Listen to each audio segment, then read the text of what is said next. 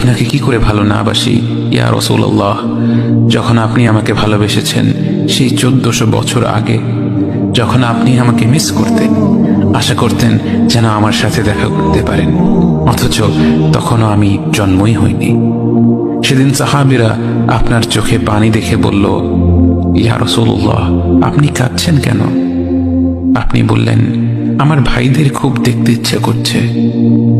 সাহাবীরা বললেন, আমরা কি আপনার ভাই নই ইয়া রাসূলুল্লাহ?